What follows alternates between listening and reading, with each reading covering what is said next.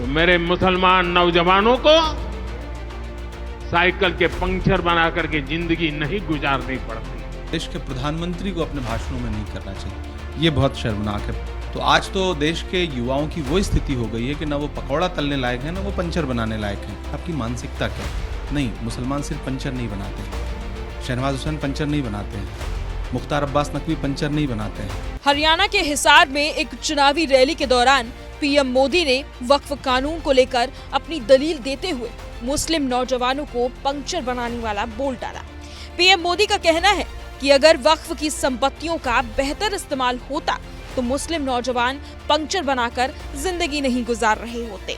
लाखों हेक्टेयर जमीन पूरे देश में है। इस जमीन, इस प्रॉपर्टी से गरीब का, बेसहारा महिलाओं बच्चों का भला होना चाहिए था।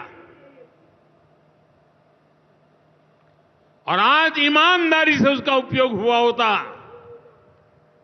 तो मेरे मुसलमान नौजवानों को साइकिल के पंक्चर बना करके जिंदगी नहीं गुजारनी पड़ती। पीएम मोदी ने चाहे जिस संदर्भ में कहा हो, लेकिन एक पूरे समुदाय को पंक्चर बनाने वाला बता देना किसी को भी चुभ सकता है, और चुभा भी।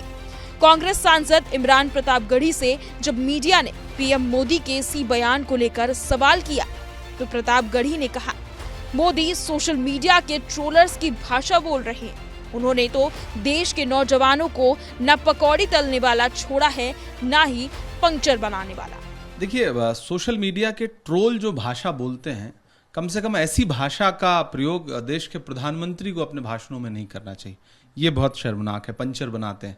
और प्रधानमंत्री जी को खुद एक बार ये सोचना चाहिए कि ये वही हैं जिन्होंने इस देश के युवाओं को पकौड़ा तलने की सलाह दी थी।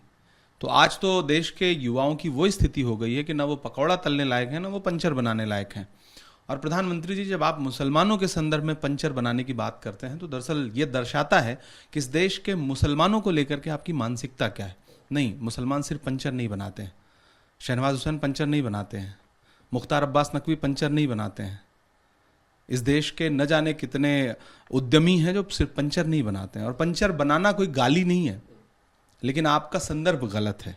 इमरान प्रताप गढ़ी ने पीएम मोदी को उनके इसी बयान पर घेरते हुए कहा कि आप वक्फ कानून के जरिए मुसलमानों को पंक्चर से हवाई जहाज बनाने का सपना दिखा रहे हैं। इसकी सच्चाई देश ने आपके गुजरात के सीएम रहते और 10 साल से देश का पीएम रहते हुए देख ली है।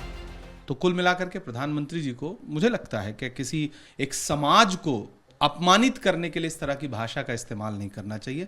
बाकी आपकी मंशा वक्फ कानूनों में जो बदलाव ला करके आप पंचर बनाने से मुझे लग रहा है कि जहाज बनाने तक का सफर मुसलमानों को करवाना चाहते हैं। वो गुजरात में आपके मुख्यमंत्री रहते हुए और पिछले 10 साल में आपके प्रधानमंत्री रहते हुए देश ने देखा है कि आप इसी भाषण में जब ये कह रहे हैं कि कांग्रेस जो है वो इस देश के नागरिकों का अधिकार छीन के मुसलमानों को देना चाहती है, तो क्या आप देश के मुसलमानों को देश का नागरिक नहीं मानते? न सिर्फ इमरान प्रताप गढ़ी बल्कि कांग्रेस प्रवक्ता सुप्रिया श्रीनेत ने पीएम मोदी को पंक्चर बनाने वाले बयान पर घेर लिया है। मोदी जी, थोड़ा तो सोच समझकर बोला कीजिए। इस देश के चुने हुए प्रधानमंत्री हैं आप, कोई बदजुबान दोरूपल्ली के ट्रोल थोड़े ही हैं। आज बाबा साहब की जयंती पर भी आपसे मर्यादा की उम्मीद करना बेमानी है।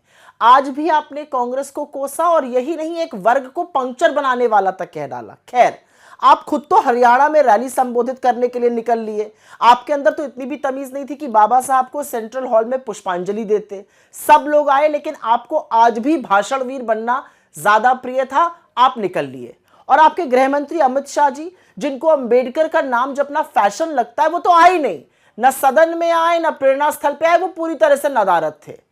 पहले बाबा साहब का सम्मान करना सीखिए। उनके संविधान को खत्म करने के लिए हर हथकंडा अपनाना बंद कीजिए। AIMIM प्रमुख असदुद्दीन ओवैसी ने पीएम मोदी से पूछा है कि पिछले 11 साल में मोदी ने गरीब भारतीयों, हिंदू या मुसलमान के लिए क्या किया है। पीएम मोदी के मुस्लिम नौजवानों को पंक्चर बनाना वाला कहने पर ओवैसी ने तंज किया है कि अगर संघ परिवार की सोच और संपत्ति देश में इस्तेमाल होती तो आपको चाय नहीं बेचनी पड़ती। ओवैसी ने एक्स पर लिखा है, मोदी ने कहा कि अगर वक्फ की संपत्तियों का ठीक से इस्तेमाल होता तो मुसलमान नौजवानों को पंक्चर नहीं बनाना पड़ता। अगर संघ परिवार की सोच और संपत्ति देश हित में इस्तेमाल होती तो मोदी को चाय नहीं बेचनी पड़ती। पिछले 11 साल में मोदी ने गरीब भारतीयों, हिंदू या मुसलमान के लिए क्या किया?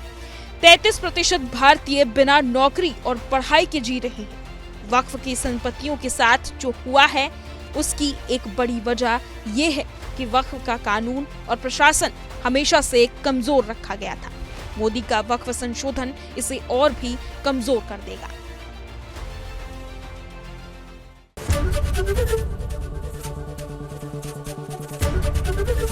एबीपी गंगा, खबर आपकी, जुबान आपकी।